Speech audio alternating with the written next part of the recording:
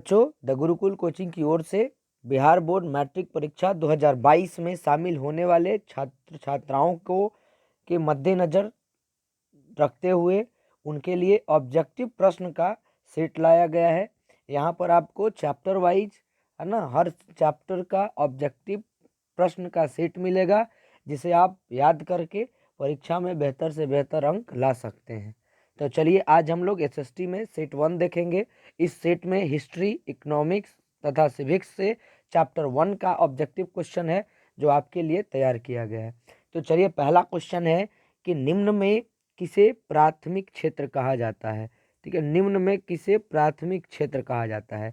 ठीक है ना, तो प्राथमिक क्षेत्र जो है कृषि क्षेत्र को कहा जाता है। उसके बाद है किस देश में मिश्रित अर्थव्यवस्था है। तो मिश्रित अर्थव्यवस्था भारत में है। तीसरे क्वेश्चन की बात करें, भारत में योजना आयोग का गठन कब हुआ था।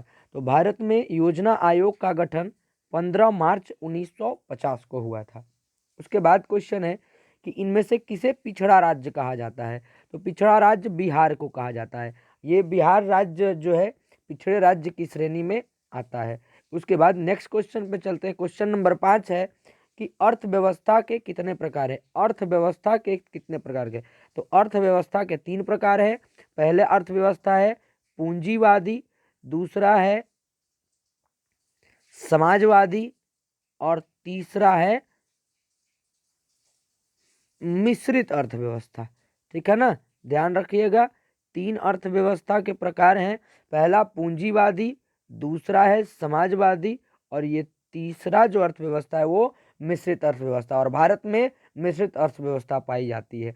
अगला क्वेश्चन, क्वेश्चन नंबर 6 की बात करेंगे।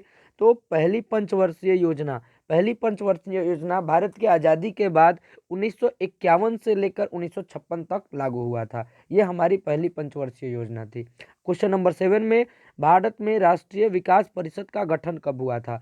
तो भारत में राष्ट्रीय विकास परिषद का गठन 6 अगस्त 1952 को हुआ था। अब हम क्वेश्चन नंबर 8 की ओर चलते हैं।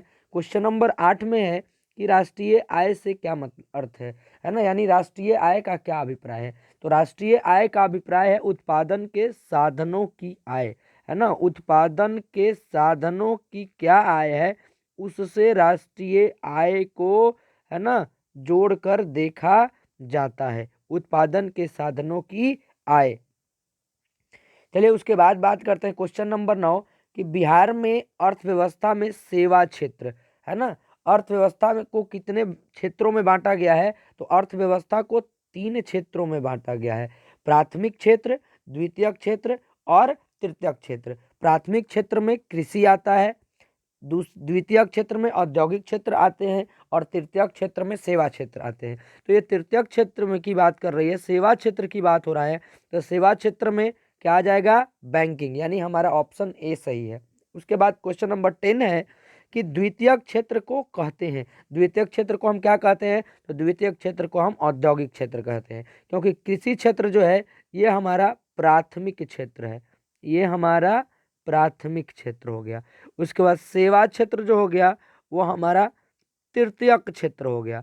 और उसके बाद ये जो औद्योगिक क्षेत्र है ये हमारा कौन सा क्षेत्र हो गया, द्वितीयक क्षेत्र हो गया। चलिए, क्वेश्चन नंबर 11 की बात करेंगे। क्वेश्चन नंबर 11 में है कि भारत में महिलाओं के लिए आरक्षण की व्यवस्था कहाँ की गई है। तो भारत में महिलाओं के लिए आरक्षण की व्यवस्था पंचायती राज संस्था में की गई है। यहाँ पर महिलाओं को आरक्षण की व्यवस्था की गई है। क्वेश्चन नंबर 12 है कि निम्न में कौन लोकतंत्र में रंगभेद के विरोधी नहीं थे।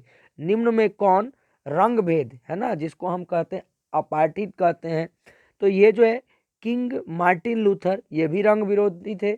उसके बाद गांधी जी भी, उसके बाद टॉमी स्मिथ और कार्लोस भी थे ये। उसके बाद लेकिन ये जेड गुड्डी, इनका नाम नहीं आता है, इसलिए इन चारों ऑप्शन में जेड गुड्डी ऑप्शन सही है, ये लोकतंत्र के विरोधी नहीं थे।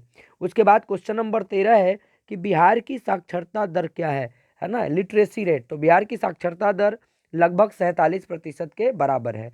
14 नंबर क्वेश्चन है कि 15वीं लोकसभा में महिला सदस्यों की कुल संख्या कितनी थी। तो 15वीं जब लोकसभा हुई थी तो उस समय महिला सदस्य की कुल संख्या 59 थी। चलिए तो अब अगले क्वेश्चन की ओर चलते हैं। क्वेश्चन नंबर 15 क्या कह रहा है कि भारतीय संविधान के किस अनुच्छेद द्वारा नागरिकों को स्वतंत्रता का अधिकार दिया गया? नागरिकों को स्वतंत्रता का अधिकार भारतीय संविधान के 19वीं अनुच्छेद के द्वारा यह अधिकार प्रदान किया गया है।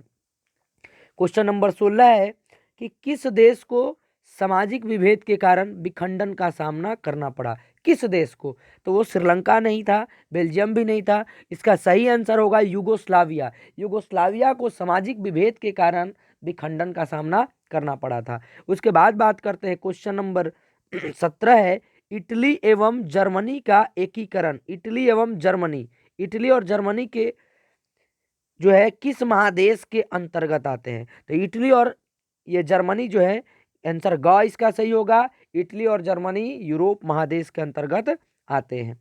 अगला क्वेश्चन है कि मेजनी का संबंध किस संगठन से था? मेजनी, तो मेजनी का संबंध जो था वो कार्बोनरी संगठन से था। क्वेश्चन नंबर 19 गैरिबाल्डी पेशे से क्या था? तो गैरिबाल्डी जो था पेशे से एक नाविक था, वो नाव चलाने का कार्य करता था। फिर उसके बाद है 20 नंबर क्वेश्चन कि फ्रैंकफर्ट की संधि कब हुई थी? तो फ्रैंकफर्ट की संधि 1871 में हुई थी। उसके बाद नेक्स्ट क्वेश्चन की ओर चलते हैं, क्वेश्चन नंबर 22 की ओर। तो रक्त एवं लौह नीति का अवलंबन किसने किया था? तो रक्त एवं लौह नीति का अवलंबन बिस्मार्क के द्वारा किया गया था। उसके बाद है 22 नंबर क्वेश्चन, हंगरी की राजधानी कहाँ है? तो हंगरी की राजधानी है बुडापेस्ट। ठीक है ना। तो आप जो भी क्वेश्चंस हैं इन ऑब्जेक्टिव क्वेश्चन को ध्यान से पढ़िएगा, है ना। इसको बार बार देखिएगा, जितना बार देखिएगा उतना ही आपके लिए बेहतर होगा और एग्जाम में आप बेहतर से बेहतर अंक ला सके, है ना। ऐसा ही हमारी उम्मीद है। चलिए क्वेश्चन नंबर 23 की ओर चलते हैं। इटली का एकीकरण, इटली का एकीकरण जो हुआ था वो हुआ था 1871 में हुआ था, क्योंकि इटली जो है कई भागों में विभक्त था। तब 1871 में जाकर जो है इटली के सभी भागों को मिलाकर एक पूर्ण इटली का निर्माण किया गया था। क्वेश्चन नंबर बात करते हैं 24। चलिए क्वेश्चन नंबर 24 क्या है? क्वेश्चन नंबर 24 है कि वियना सम्मेलन कब हुआ था? तो वियना सम्मेलन 1815 ईस्वी में हुआ था। क्वेश्चन नंबर 25 है जर्मन राइन राज्य का निर्माण किसने किया था? तो जर्मन राइन राज्य का निर्माण जो है नेपोलियन बोनापार्ट के द्वारा किया गया था। अगला क्वेश्चन है 26 नंबर कि भारत कब आजाद हुआ? तो भारत, हमारा देश जो है 15 अगस्त 1947 को आजाद हुआ था। तो इसका सही आंसर जो है डी होगा।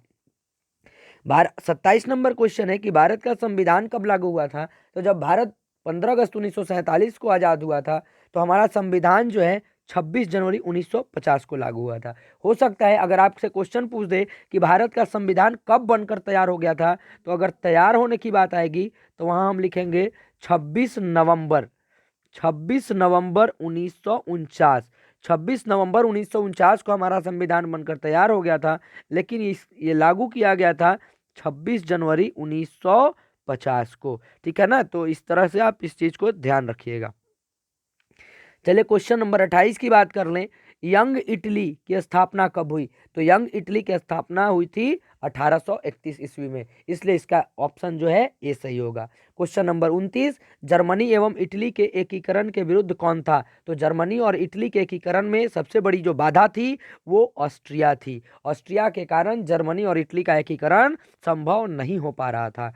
और इस सेट का अंतिम प्रश्न है एक्ट ऑफ यूनियन कब पारित हुई? एक्ट ऑफ यूनियन जो है वो 1688 में पारित की गई थी, है ना। तो इसलिए इसका ऑप्शन ए सही होगा। तो इस तरह से आज हमने 30 प्रश्नों का एक सेट देखा है।